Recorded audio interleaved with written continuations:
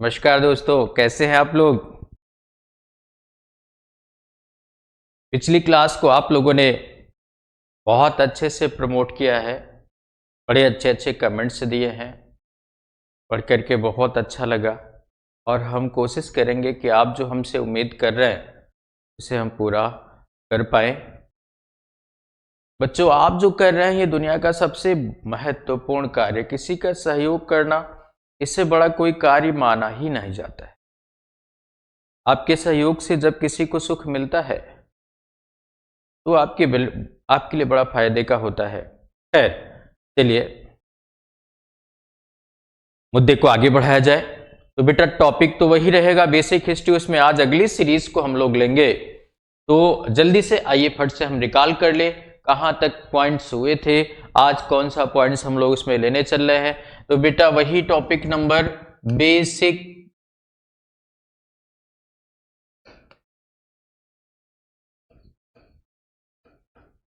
History में कितने points आपको याद हो गया होगा। फिर से हम दोहरा देते हैं। एक, परिभाषा हो चुका है। दो, इतिहास और हिस्ट्री में क्या अंतर, ये भी हो चुका है। इतिहास से क्या लाभ हो चुका है,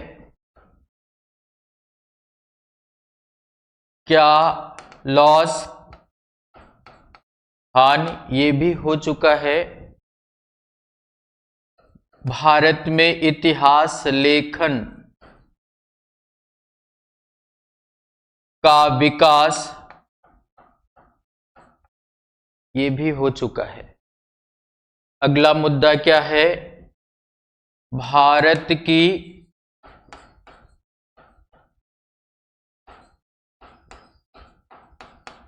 भौगोलिकता। तो आज यहीं से हम लोग को आगे बढ़ना है।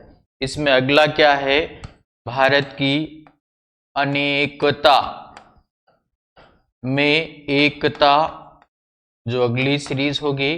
और अंतिम पॉइंट क्या होगा, डिस्ट्रीब्यूशन ऑफ हिस्ट्री, इतिहास का विभाजन। और इसी पॉइंट के तहत हम लोग सिलेबस वगैरह भी देख लेंगे। तो आइए सीधे हम लोग चलते हैं। आज का मुद्दा क्या है, तो आज बेटा है भारत की भौगोलिकता। तो आइए देखा जाए क्या है।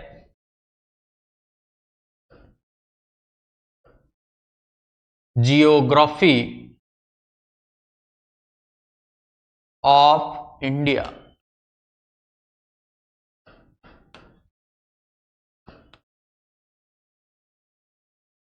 भारत की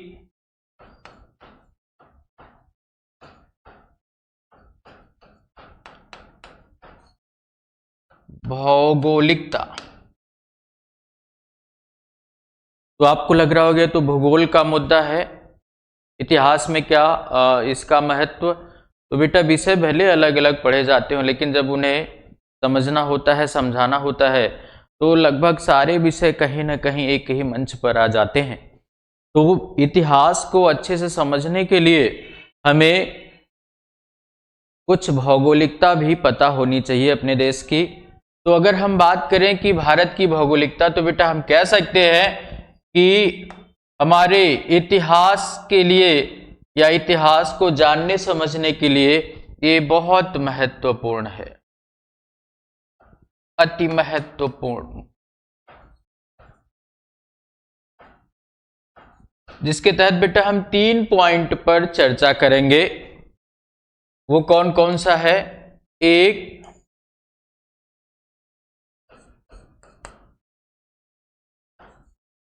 नामकरण,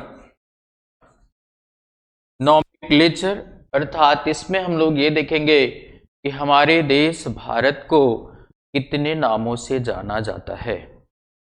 यह प्री के पॉइंट ऑफ व्यू से बड़ा ही महत्वपूर्ण मुद्दा होगा, जिसमें बड़े सारे नाम हम लोग देखेंगे।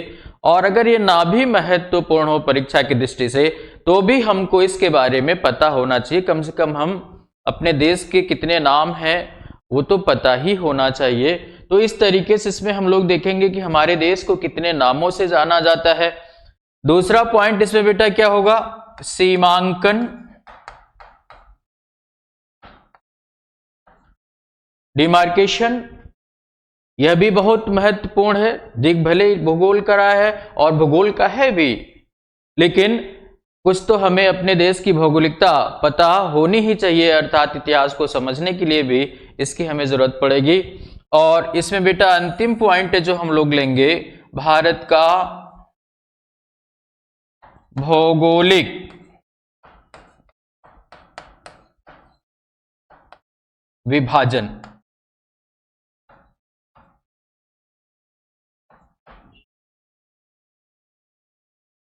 Geographical division of India.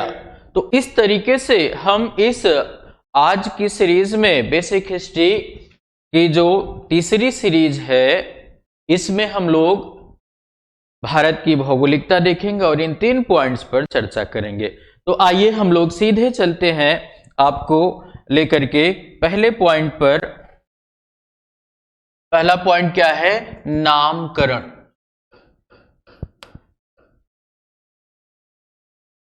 Nomenclature.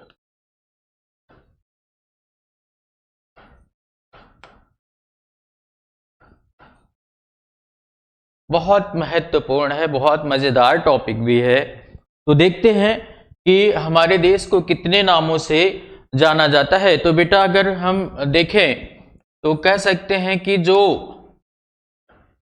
प्राचीन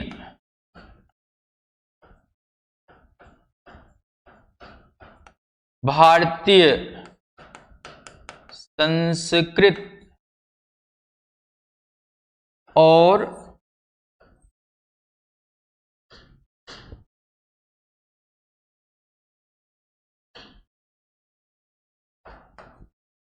पाली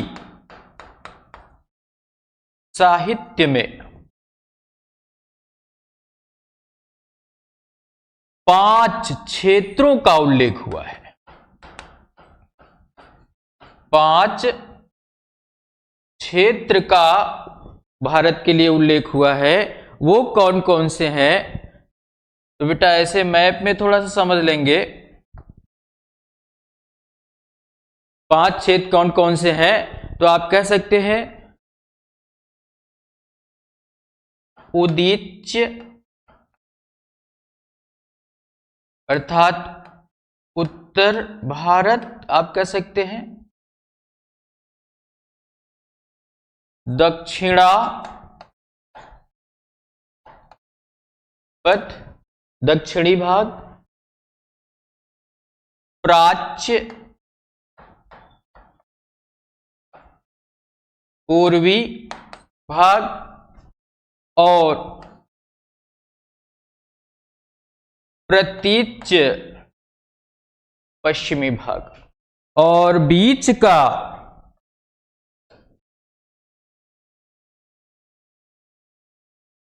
जो भाग है उसे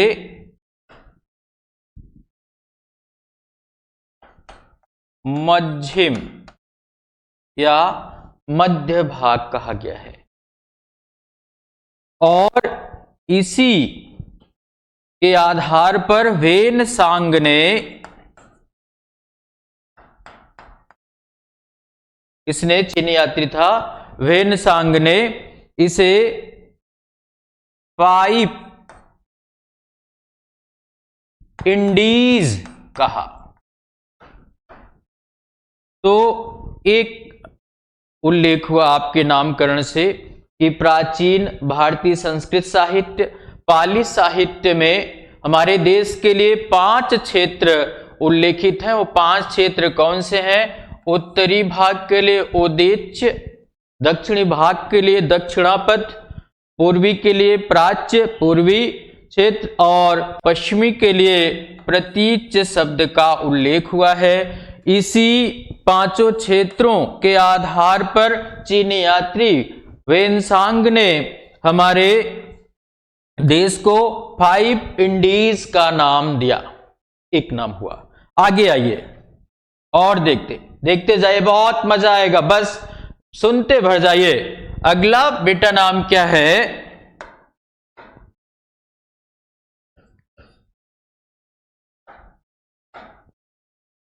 अगला है कि हमारे देश के संपर्क में आने वाले, हमारे देश के संपर्क में आने वाले प्रथम विदेशी कौन थे?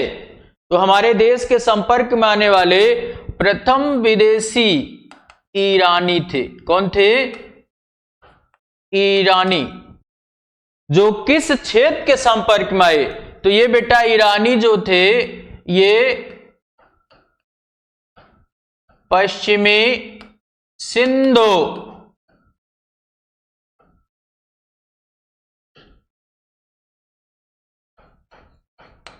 तटवर्ती लोगों के संपर्क में आए। ये जो बेटा ईरानी थे ये स को ह बोला करते थे, अर्थात आप कह सकते हैं कि स का उच्चारण ह से करते थे। अतः इन्होंने सिंधु को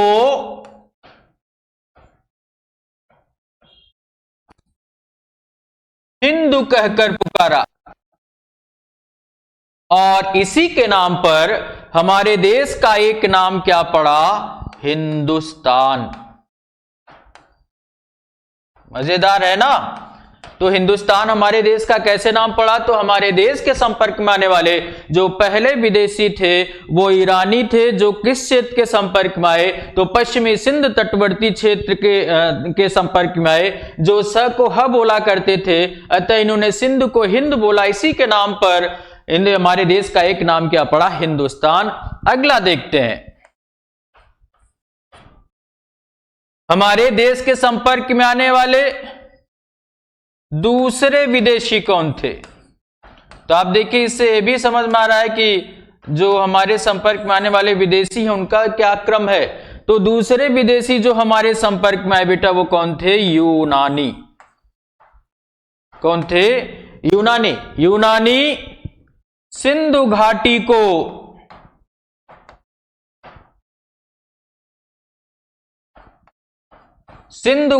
को इंडस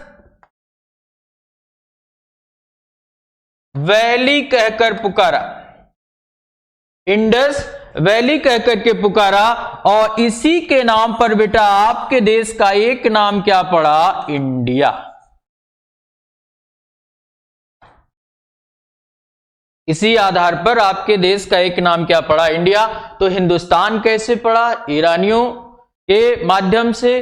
और इंडिया कैसे पड़ा? यूनानियों के माध्यम से। आगे देखते हैं,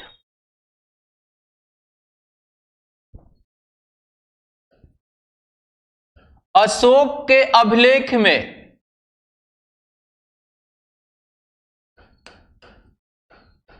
स्क्रिप्ट ऑफ अशोक, अशोक के अभिलेख में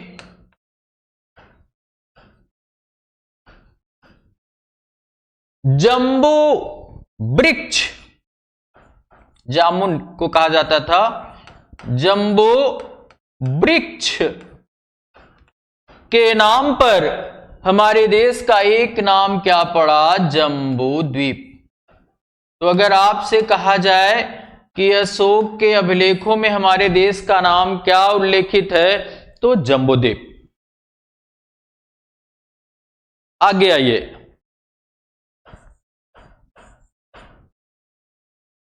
दुष्यंत पुत्र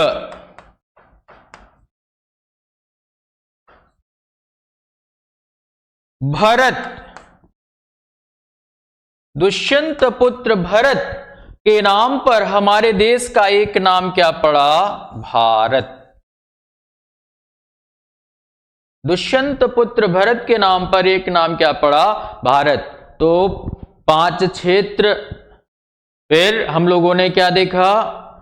हिंदुस्तान, इंडिया, जम्बूद्वीप, भारत। और देखते हैं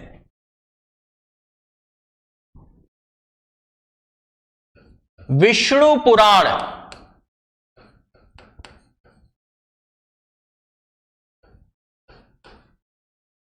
विष्णु पुराण में क्या कहा गया है, तो हम एक मैप बना करके आपको बताते हैं, रफली मैप आप अच्छे से बना करके इसे देख लीजिएगा।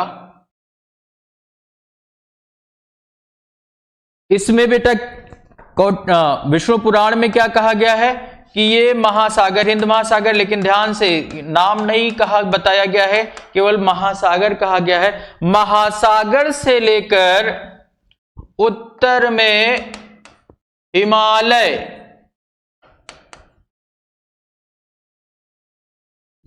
उत्तर में हिमालय तक बेटा जिस क्षेत्र को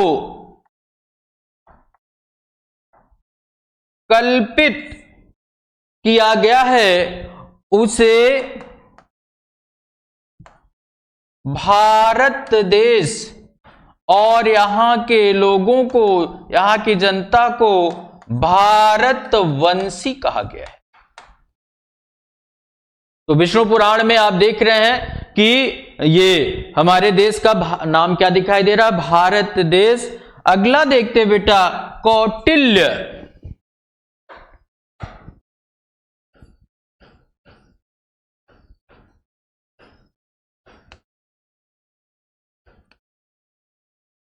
कौटिल्य ने हमारे देश को क्या नाम दिया, तो देखते हैं इसमें भी बेटा मैप वही रहेगा, बस विष्णु पुराण के मैप को पलट दीजिए बस। तो जैसे उसमें विष्णु पुराण में मैंने बताया कि सागर से उत्तर हिमालय तक, उसी तरीके से इसमें क्या कहा गया है, हिमालय से लेकर दक्षिण महासागर तक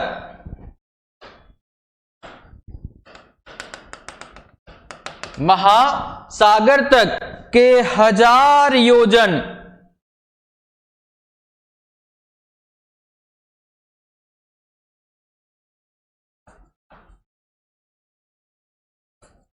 के क्षेत्र को चक्रवर्ती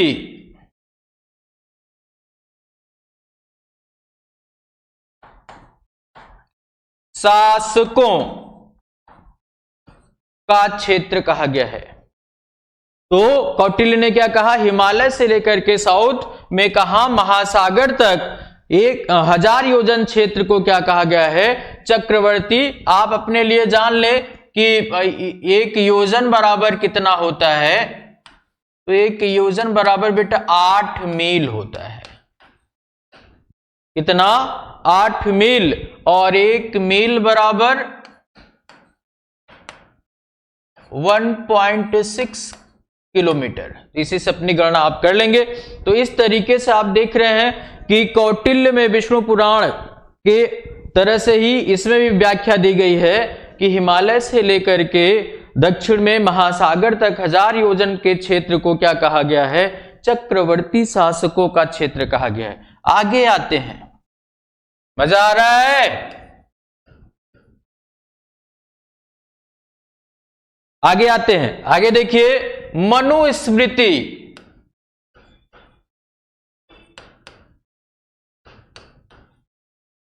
देखते हैं मनुस्मृति में कितने नाम है, तो पहला है सरस्वती और दृश्यद्वती, इसी को घग्गर नदी भी हम कह सकते हैं, के बीच के क्षेत्र को ब्रह्मवर्त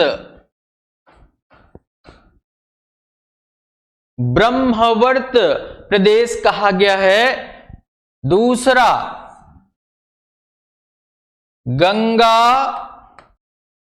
और यमुना के बीच के क्षेत्र को ब्रह्मर्षि प्रदेश, और तीसरा यहां पर बता दे रहे हैं, तीसरा नाम मनुस्मृति में क्या बताया गया है, तो एक मैप से समझ लें, पूर्वी, बेटा मैप से समझेंगे अच्छे से समझ में आ जाएगा, पूर्वी महासागर। तो ये पूर्वी महासागर बोले तो बंगाल की खाड़ी दिख रहा है। पूर्वी महासागर से लेकर पश्चिमी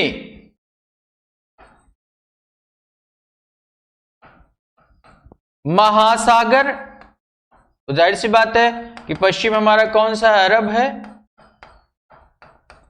और हिमालय से लेकर विंध्य के इस पूरे क्षेत्र को क्या कहा गया है, आर्यावर्त।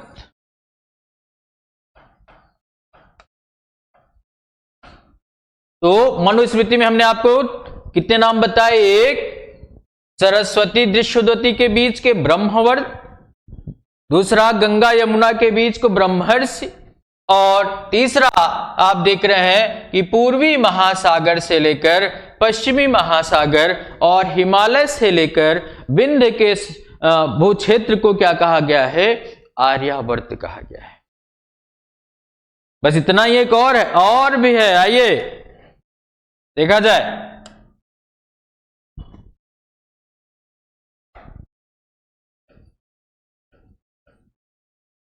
और क्या नाम है,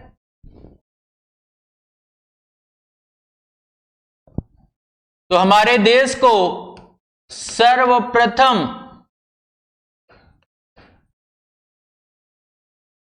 भारतवर्ष कहां कहा गया है, तो बेटा हमारे देश को सर्वप्रथम भारतवर्ष कलिंग नरेश शासक खारवेल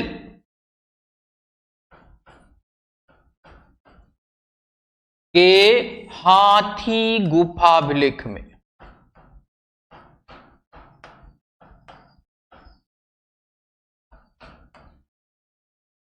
तो अगर आपसे पूछा जाए कि आपके देश को भारतवर्ष कहां कहा गया है, तो आप बताएंगे कि कलिंग नरेश खारवेल के हाथी गुफा अभिलेख में हमारे देश को पहली बार भारतवर्ष कहा गया है। और हमारे देश को सर्वप्रथम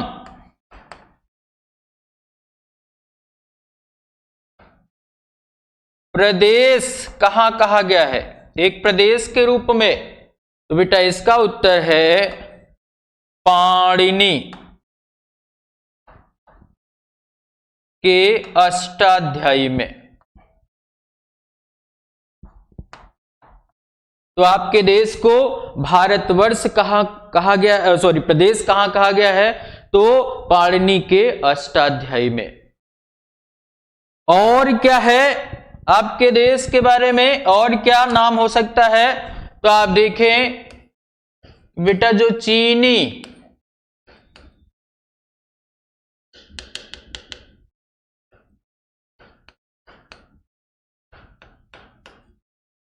चीनियों ने क्या कहा, तो चीनियों ने बेटा एक सिंधु नदी द्वारा सिंचित क्षेत्र को तिएंचु तुआंगचु कहा। जो चीनी थे उन्होंने जो सिंधु नदी द्वारा सिंचित क्षेत्र था उसे क्या कहा, तिएंचु तुआंगचु। और हिमालय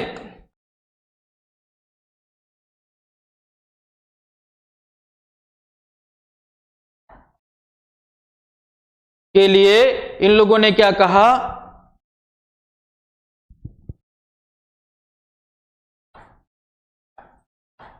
सुंगलिन।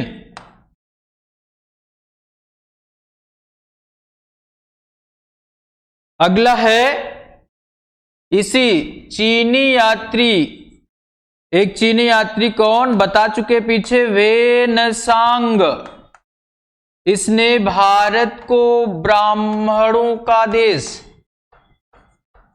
तो ये सारे सवाल पूछे जा चुके हैं, किसी न किसी परीक्षा में सब पूछे जा चुके हैं, और ना भी पूछे गए होते तो आपको पता होना चाहिए। तो आप देख रहे हैं कि वेनसांग ने हमारे देश के लिए क्या कहा, ब्राह्मण देश कह करके संबोधित किया। और भौगोलिक रूप से भारतीय उप महाद्वीप किसे कहा जाता है, इंडियन सब कॉन्टिनेंटल। तो बेटा इसमें 7 देशों को मिला करके भारतीय उपमहाद्वीप कहलाता है। एक भारत, पाकिस्तान, नेपाल, बांग्लादेश, भूटान,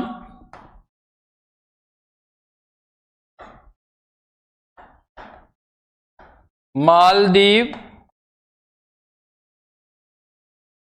और श्रीलंका।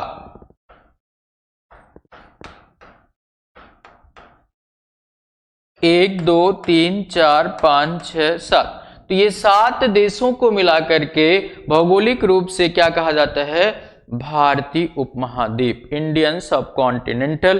तो इस तरीके से और आगे देखते हैं कि और क्या है। तो बेटा हमारे संविधान में हमारे देश के कितने नाम उल्लेखित हैं,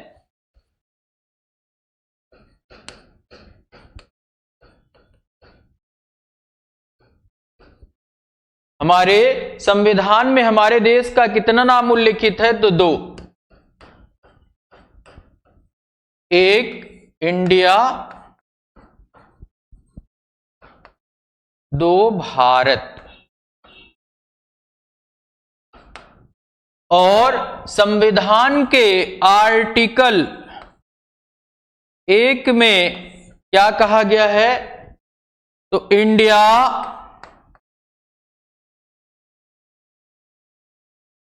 that is Bharat shall be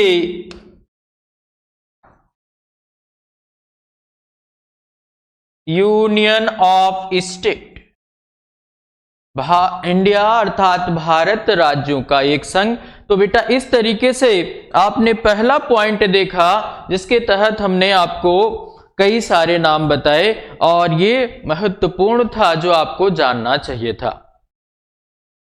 तो आइए हम दूसरे मुद्दे पर चलते हैं। दूसरा मुद्दा बेटा कौन सा है, दूसरा मुद्दा है सीमांकन। हमारे देश का सीमांकन, डिमार्केशन।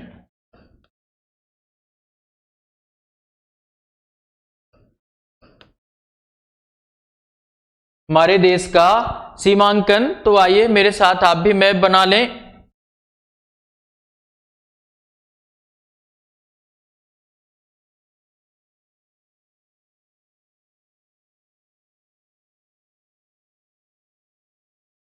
आप अच्छे से अपना बना लेंगे, मैं बस ऐसे ही एक आपको आइडिया लग जाए इसी के हिसाब से मैं बना दिया हूं। तो बेटा अगर सीमांकन की बात करें तो किसी भी क्षेत्र को सीमांकित करने के लिए 2 लाइनों की जानकारी होना बहुत जरूरी है। एक लैटिट्यूड अक्षांश रेखाएं, 2 देशांतर लॉन्गिट्यूड। इनके बिना किसी क्षेत्र को लोकेट नहीं कर सकते। तो अगर हम अपने देश को अक्षांशी आधार पर देखें तो भारत का जो अक्षांशी विस्तार है बेटा वो भारत के मुख्य, ध्यान से सुनिएगा, मुख्य लैंड अर्थात जो प्लेट पूरी जुड़ी हुई है इसके हिसाब से देखें तो भारत का सबसे दक्षिणी बिंदु कौन सा है? कन्याकुमारी।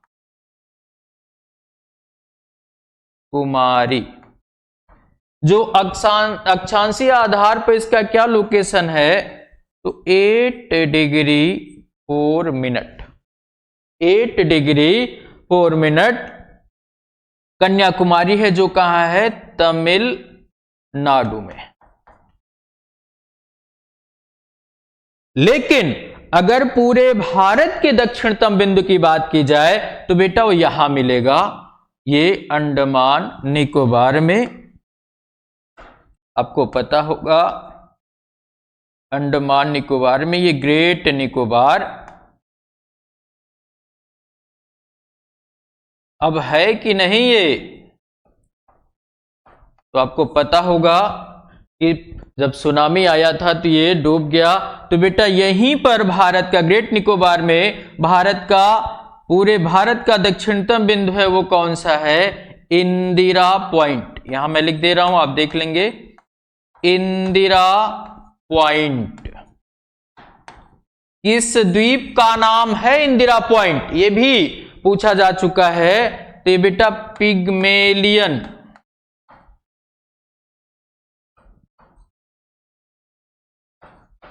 द्वीप का नाम क्या रखा गया? इंदिरा पॉइंट। और इसे किस नाम जानते? Parson point.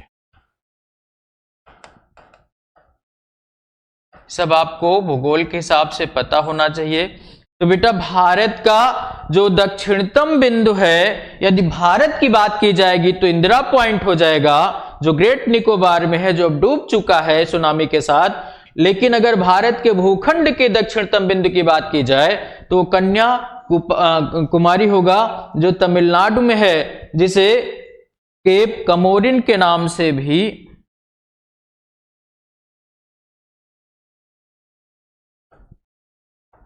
जाना जाता है। अब अगर अक्षांशीय आधार पर भारत का सबसे उत्तरी स्थल देखें तो बेटा कौन सा हो जाएगा? वो यहां है इंदिरा कौल।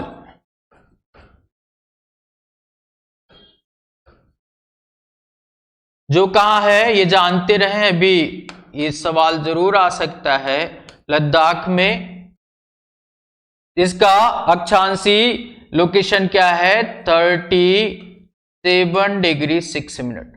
तो ये आप ये कह सकते हैं कि यहां से यहां तक की जो दूरी है बेटा वो 3214 किलोमीटर।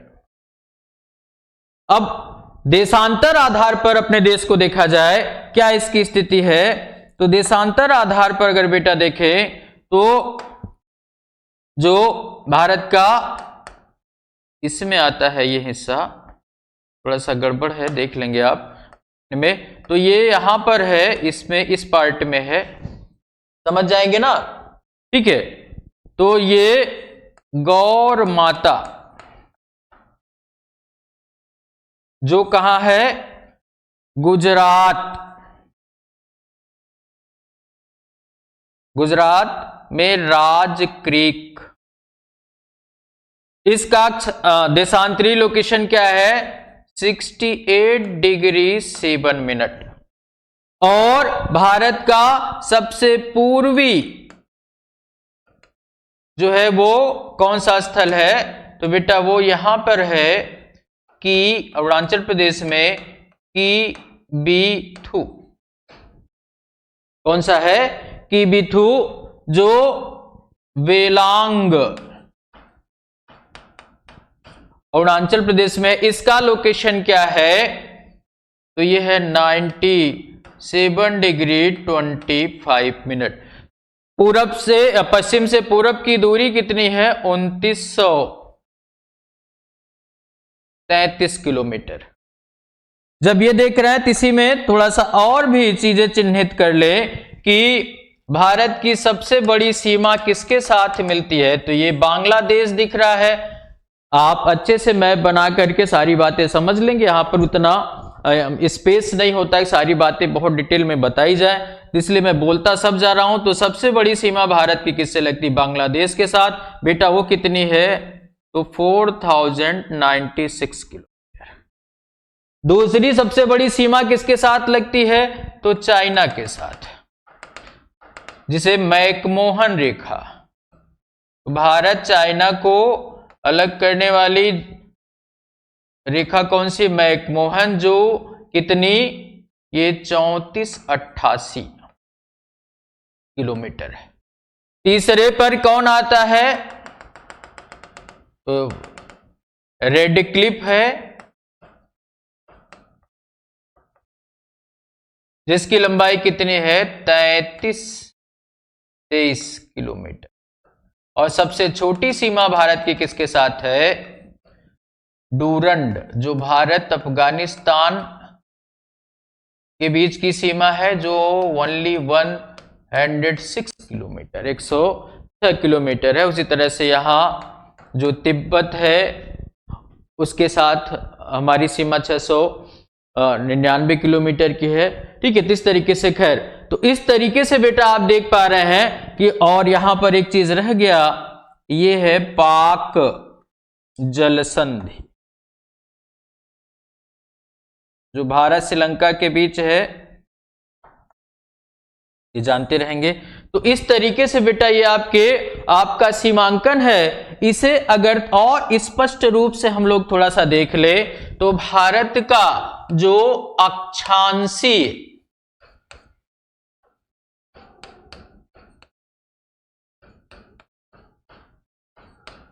विस्तार है लैटिट्यूड के अकॉर्डिंग, तो आप कह सकते हैं कि ये बेटा कितना है? अभी मैंने आपको बताया 6 डिग्री 4 मिनट से 37 डिग्री 6 मिनट। ये किस गोलार्ध में आता है भारत? तो उत्तरी गोलार्ध,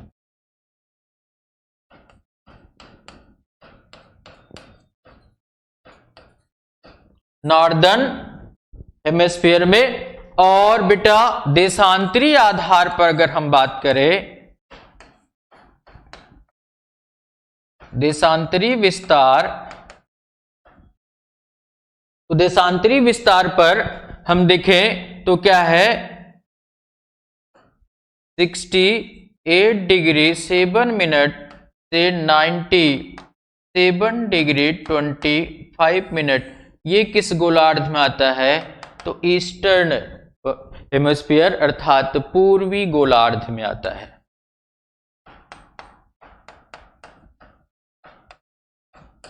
और अगर भारत के पोजीशन की बात करें क्षेत्रफल के हिसाब से, तो भारत का जो क्षेत्रफल के हिसाब से पोजीशन है वो कौन सी है? 7वीं।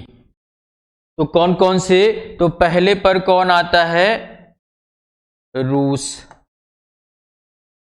रूस के बाद कनाडा, कनाडा के बाद यूएसए, यूएसए के बाद चाइना, चाइना के बाद ब्राजील, ब्राजील के बाद ऑस्ट्रेलिया, और ऑस्ट्रेलिया के बाद आपका नंबर आता है। तो ये आपका क्षेत्रफल के हिसाब से 7वीं पोजीशन है।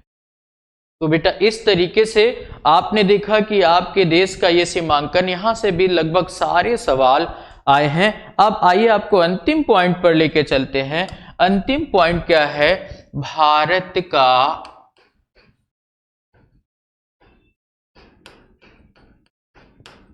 भौगोलिक विभाजन। बेटा इसकी चर्चा हम पूरा नहीं कर पाएंगे, वो भूगोल का मुद्दा है। बस मोटी मोटी बात हम आपको बस इतने में बता ले, रफली एक दिमाग में आपकी इमेज रहे कि भारत को मोटे मोटे तौर पर अगर हम बांटे तो 4 भाग में बांट सकते हैं। एक ये जो पहला है पर्वतीय पहाड़ी क्षेत्र, रफली आइडिया है बेटा ये। और ये बीच का विशाल मैदानी भाग, तो 2 हो गया। बीच का विशाल मैदानी भाग, और बेटा तीसरा हो जाएगा भारत का प्रायद्वीपीय भारत,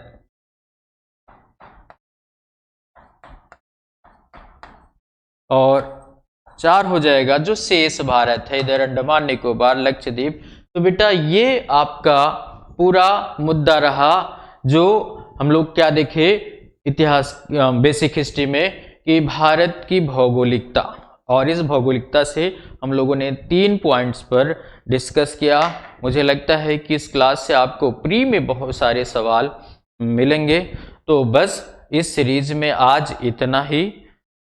आप सहयोग देते रहें, हम आपकी जो आपकी हमसे उम्मीद है वो पूरी होगी, और हम आपको इतिहास के पॉइंट ऑफ व्यू से पूरी तरह तैयार करेंगे, इसमें कोई शक सुबह नहीं है। बस इन्हीं बातों के साथ बेटा मैं अपनी इस क्लास को विराम देता हूँ।